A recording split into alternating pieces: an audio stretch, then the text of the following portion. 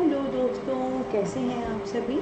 आप सभी का ही हार्दिक स्वागत और हार्दिक अभिनंदन करती हूँ मैं, प्रीति मंडियाल, इंडिया के सबसे पहले पॉकेट फ्रेंडली चैनल और ऐप पॉकेट पढ़ाई पर। तो दोस्तों, आज हम आगे बढ़ेंगे एंड इंग्लिश NTA पेपर 2 के तहत जो यूनिट नंबर 8 है, लिटरेरी क्रिटिसिज्म, उसमें नेक्स्ट हम क्रिटिक आज लेंगे जिनका नाम है फिलिप सिडनी, और उनका जो भी क्रिटिसिज्म है उसे अच्छे से पढ़ेंगे। तो दोस्तों, ये फिलिप सिडनी का एक फ़ोटो है, एग्जैक्ट फ़ोटो नहीं है, एज अ पेंटिंग ये फ़ोटो उनका मौजूद है। और मैं चाहती हूँ और मैं हमेशा कहती हूँ कि जो भी PMians हैं, जो भी प्रीति मंडियाल के स्टूडेंट हैं, वो सिर्फ पॉपुलर राइटर के फ़ोटो भी नहीं देखेंगे, बल्कि जो भी फ़ोटो अवेलेबल करा सकती हूँ मैं आपको, सभी क्रिटिक और सभी राइटर के वो आपको देखने को मिलेंगे। तो फिलिप सिडनी सुना तो बहुत होगा उनके बारे में, ये उनका फ़ोटो है जानी। तो आइए देखते हैं, काफ़ी डिसेंट से इनकी पर्सनैलिटी लग रही है, शांत सी। तो इन्होंने क्या क्रिटिसिज्म दिया है, क्या क्या कहा है। तो दोस्तों, फिलिप सिडनी को लेकर मैं आपको बताना चाहती हूँ कि इनका जो वर्क है, जो क्रिटिसिज्म वाला इनका वर्क है, उसका नाम है अपॉलजी फॉर पोइट्री, या जिसका ही दूसरा नाम है डिफेंस ऑफ पोइसी, जो 1595 में आया था। ठीक है, अभी तक हमने जो भी क्रिटिक किए हैं, सभी के जो क्रिटिसिज्म वाले वर्क है हम देख रहे हैं। तो फिलिप सिडनी का जो क्रिटिसिज्म वाला वर्क है, that is apology for poetry, या जिसका दूसरा नेम क्या है, डिफेंस ऑफ पोइसी, जो कब आया है, 1595, 1595 में। इसके अलावा दोस्तों, खास बात क्या है, ये वर्क फिलिप सिडनी ने ऐसे ही नहीं लिखा था। पहले जो स्टीफन गॉसन है, उनका वर्क आया था एक स्कूल ऑफ एब्यूज़। ठीक है, स्टीफन गॉसन हमारे राइटर हैं, उनका वर्क आया था स्कूल ऑफ एब्यूज़। तो एब्यूज़ हो गया काइंड ऑफ गाली। तो जो स्कूल ऑफ एब्यूज़ जो वर्क है गॉसन का, इसमें ना गॉसन ने बहुत बुरा भला कहा था पोएट्स को, पोइट्री को, बड़ा बुरा भला कहा था। मतलब पोएट्स बेकार, पोइट्री बेकार, ये वो एंड ऑल। तो फिलिप सिडनी ने उनके रिस्पॉन्स में, उनके वर्क के आंसर के तौर पे उन्होंने ये वर्क लिखा था अपॉलजी फॉर पोइट्री, जिसे हम डिफेंस ऑफ पोइसी भी कहते हैं। ठीक है, तो डू रिमेंबर, फिलिप सिडनी का वर्क ऐसे ही नहीं आया। पहले गॉसन का स्कूल ऑफ एब्यूज़ आया, एंड उसका आंसर देने के तौर पे सिडनी का वर्क आया अपॉलजी फॉर पोइट्री या डिफेंस ऑफ पोइसी। गॉसन ने अपने स्कूल ऑफ एब्यूज़ में पोएट्स और पोइट्री को बुरा भला कहा था, और फिलिप सिडनी ने अपने वर्क अपॉलजी फॉर पोइट्री या डिफेंस ऑफ पोइसी, जो 1595 में आया है, उस पर उन्होंने बेसिकली पोएट्स की साइड ली थी, पोइट्री की अच्छाई बताई थी। तो आइए बारी बारी से अब हम क्या करेंगे, जो गॉसन ने आरोप लगाए हैं, जो उसकी कंटेंशंस हैं पोएट्स को लेकर, पोइट्री को लेकर, या जो भी उसने कहा है, वो भी हम देखेंगे। और बदले में फिलिप सिडनी ने क्या अपने इस बुक अपॉलजी फॉर पोइट्री में दिया है, वो भी देखेंगे। तो अब हम सबसे पहले देखेंगे स्टीफन गॉसन की कंटेंशन, यानी कि उसके आरोप जो उसने अपने वर्क स्कूल ऑफ एब्यूज़ में लगाए हैं। तो सबसे पहला उन्होंने कहा था point, man can employ his time in something better than poetry. मतलब सीधे सीधे गॉसन ने कह दिया कि आदमी अपना टाइम कहीं और यूज़ कर सकता है पोइट्री के अलावा, यानी कि पोइट्री तो बेकार चीज़ है, इसमें अगर आप टाइम लगा रहे हो तो आप अपना टाइम वेस्ट कर रहे हो। दूसरा उसने जो पॉइंट कहा था, पोइट्री इज़ मदर ऑफ लाई, जो पोइट्री है वो सब झूठों की मम्मी है, यानी कि पोइट्री में कुछ भी सच नहीं होता, सब कुछ झूठ होता है, झूठी बातों को ही हम हाईलाइट करते हैं और कविता लिख देते हैं।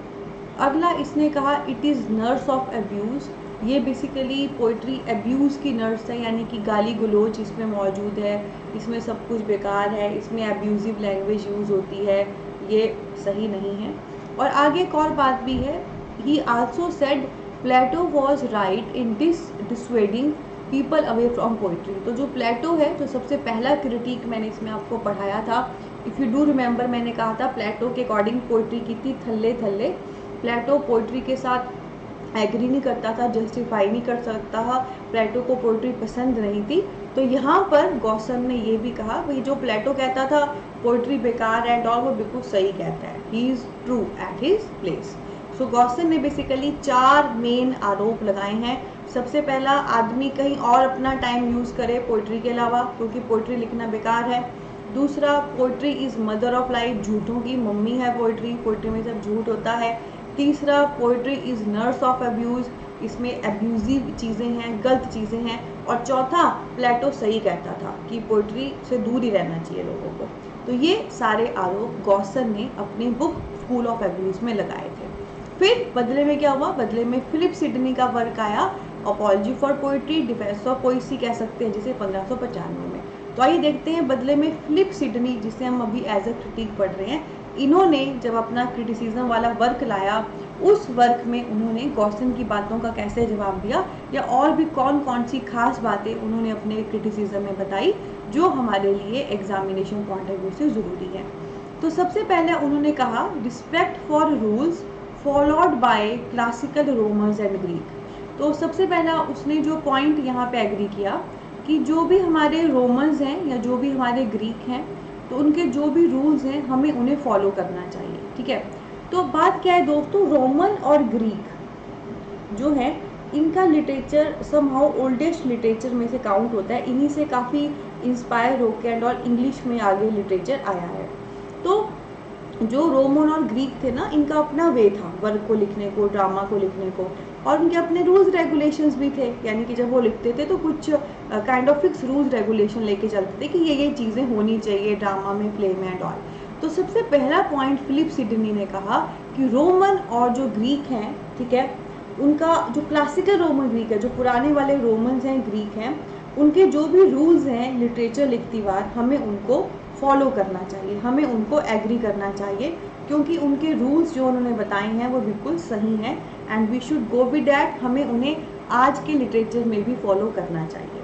ठीक है, नेक्स्ट उन्होंने कहा, consider poetry as art of imitation, होगा ये लिमिटेशन नहीं होगा, art of imitation with an end of teach and delight.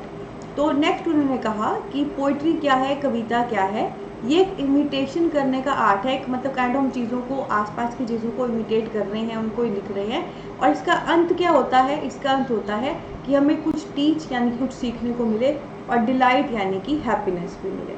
ठीक है, तो ये नेक्स्ट पॉइंट है, पोइट्री को उन्होंने क्या कहा, एक आर्ट ऑफ इमिटेशन है, इमिटेट करने का तरीका है, नकल उतारने का तरीका है, जो आसपास चीज़ें हैं उन्हीं को शो करने का तरीका है, जिसका एंड पार्ट है to teach us, to give delight us. ठीक है, जिसके एंड में हमको कुछ सीखने को भी मिलता है और कुछ हैप्पीनेस भी मिलती है। तो ये पॉइंट जो है, इमिटेशन का आर्ट है, हमको कुछ टीच कर रहा है, हमको कुछ डिलाइटनेस, हैप्पीनेस मिल रही है। तो दोस्तों ये पॉइंट डायरेक्ट जो ऊपर गॉसन ने आरोप लगाए हैं उनके अगेंस्ट है, क्योंकि उसने तो क्या कहा था, लाइज हैं उसमें, अब्यूजिव है और फालतू चीज़ है, इसकी जगह इंसान कहीं और टाइम यूज़ करे। ठीक है, पर इसके according poetry is a good thing, it teaches us, it give delight means happiness to us, और it is basically art of imitation. वो तो है ही है, जो आसपास आप देखोगे वही आप पोइट्री में डालोगे। ठीक है, उसके बाद नेक्स्ट इन्होंने कहा, प्रोफेस्ट द यूज़ ऑफ 3 यूनिटी। ठीक है, प्रोफेस्ट होता है बेसिकली एग्री करना। तो दोस्तों हमारे सामने 3 यूनिटी मौजूद हैं, ऐसी यूनिटी जो हम जनरली अपने लिटरेचर में यूज़ करते हैं। इसे आप याद कर सकते हैं, टप्पा, गाना सुना है, चप्पा चप्पा चरखा चले, चप्पा चप्पा चरखा चले, पर यहाँ पे हम चप्पा नहीं टप्पा टप्पा याद रखेंगे। ठीक है, टी का मतलब है टाइम, पी का मतलब है प्लेस, और ए का मतलब है एक्शन। ठीक है, क्या क्या है, टाइम, प्लेस एंड एक्शन। तो ये 3 यूनिटी हैं। सबसे पहले जो टाइम की यूनिटी है, ये कहती है कि एक समय पे एक चीज़ जो हो रही है उसको पहले कंप्लीट करो फिर आगे बढ़ो। फॉर एग्जांपल, अगर आपके प्ले में किसी का बॉर्न का सीन चल रहा है कि कोई बेबी बॉर्न हो रहा है, तो पहले उसका पूरा समय शो कर दो, फिर आगे कुछ शो करो। नेक्स्ट है प्लेस। प्लेस की यूनिटी क्या है कि एक प्लेस में जो भी एक्ट होना है पहले उसे अच्छे से कंप्लीट शो कर दो, फिर उसके बाद किसी और जगह का जिक्र करो। और तीसरा है एक्शन, यानी कि एक समय पे जो भी एक्शन, जो भी एक्टिविटी हो रही है पहले उसको कंप्लीट कर दो फिर आगे बढ़ो। ठीक है, तो सिंपल सी बात है, टप्पा, time, place and action. T में आपको समय, एक समय पे होने वाली एक्टिविटी को फिनिश करना है, फिर अगले समय की एक्टिविटी पकड़नी है। प्लेस में आपको एक प्लेस पे जो भी हो रहा है उसको कंप्लीट शो करना है, फिर दूसरे प्लेस की एक्टिविटी पकड़नी है और एक्शन में एक एक्शन जो हो रहा है, एक एक्टिविटी जो हो रही है उसको कंप्लीट करना है, फिर आगे बढ़ना है।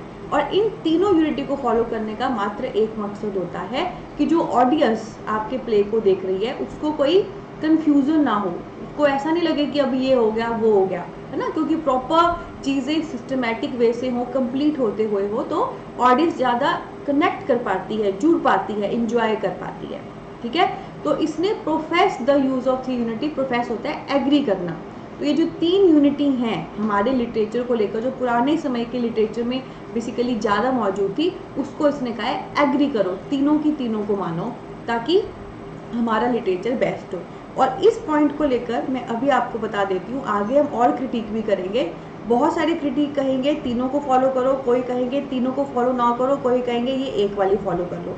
तो ये जो पॉइंट्स हैं, किसने सबको फॉलो किया, किसने एक को फॉलो किया, किसी ने एक को भी नहीं किया, या किसने किसको फॉलो किया, ये पॉइंट्स जो हैं पॉइंट ऑफ डिफरेंशिएशन है among the critic and their criticism. तो अगेन कहना चाहूँगी, हर क्रिटिक को इंडिविजुअल लेवल पे भी करें, फिर कंबाइन लेवल पे भी। ठीक है, तो ये क्या पॉइंट था कि तीनों यूनिटी को एग्री करने को बोला, ये मैंने आपको समझा भी दी और ये क्यों है इसका पर्पस भी बता दिया। इसके बाद एप्रिशिएटेड सिनेकन गॉर्बोटक। तो सिनेकन गॉर्बोटक, गॉर्बोटक दोस्तों बेसिकली हमारी सबसे पहली ट्रेजेडी है इंग्लिश लिटरेचर की, और ये एक सिनेकन ट्रेजेडी है। सिनेकन का मतलब होता है रिवेंज ट्रेजेडी। तो ये ट्रेजेडी की मेन थीम क्या है, रिवेंज, कोई बदला लेना है, वो इसकी मेन थीम है।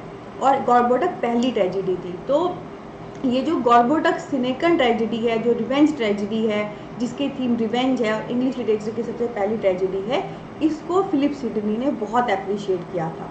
इसने कहा था ये बहुत मार्वलस वर्क है और इसमें स्टोरी लाइन, कैरेक्टराइजेशन बहुत अच्छी है, पूरा अप्रिशिएट किया। कहने का मतलब आगे जो आपने और ट्रेजेडी भी लिखनी है ऐसे ही फॉलो करो, इट्स अ गुड थिंग।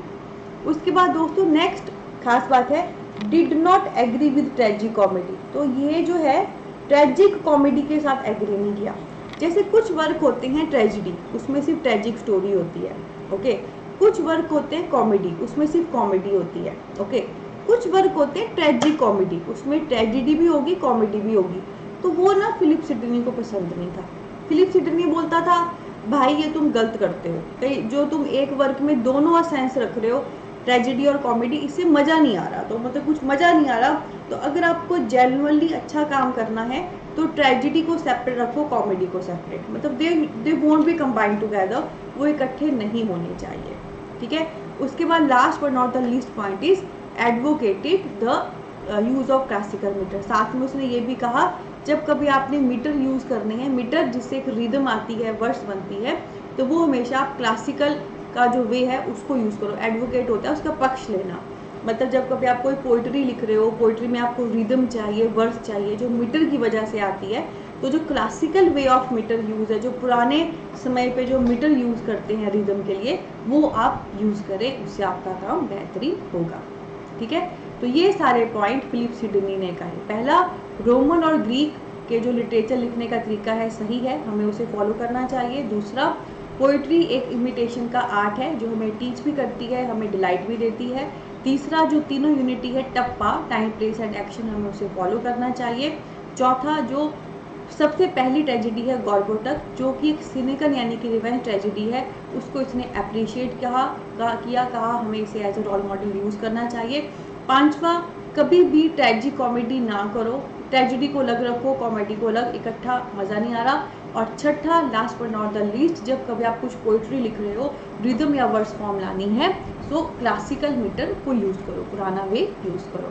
तो कैसा लगा दोस्तों, इसके साथ हमारा फिलिप सिडनी फिनिश होता है। और अगर आप ऐसे ही अच्छे से हंसते हंसते कट जाए, पढ़ाई के रास्ते तरीके से पढ़ना चाहते हैं, तो दोस्तों आज ही इंडिया का सबसे पहला pocket friendly education app pocket पढ़ाई डाउनलोड करिए। लिंक वीडियो के डिस्क्रिप्शन में दिया गया है। यहाँ पे आपको पता है complete course English NTA paper 2 पे मात्र 2499 पे मौजूद है, जिसकी वैलिडिटी है 1 साल की। यानी कि आप सोच लो पर मंथ आप ओनली 200 पे कर रहे हो। ये कंप्लीट कोर्स है, प्रॉपर सिस्टमेटिक वाइज, हर यूनिट पे video lectures, complete study material, MCQs, mock test, PYQ, test paper सब इसमें मौजूद है। इसके अलावा आप में से किसी की भी कोई क्वारी है सो वीडियो के डिस्क्रिप्शन में हमारा व्हाट्सएप नंबर या कॉन्टैक्ट नंबर भी दिया गया है। आप में से अगर वाकई आप सीरियस कैंडिडेट हैं, तैयारी करना चाहते हैं, कोई डाउट है तो ज़रूर कॉल करें, व्हाट्सएप करें, हमारी टीम आपको ज़रूर गाइड करेगी। इसके अलावा दोस्तों बहुत सुंदर परिवार है हमारा, Facebook, Insta, Telegram, Twitter and all, उन सब के लिंक भी वीडियो में दिए गए हैं, वहाँ भी आप हमें ज़रूर ज्वाइन करें। तो इसी नोट पे लेते हैं अलविदा। बहुत सारा प्यार, बहुत सारी ब्लेसिंग। खुद भी लाइक करें वीडियो को, आगे भी सब तक पहुँचाएं अगर ये दिल की मेहनत आपके दिल तक पहुँच रही है तो।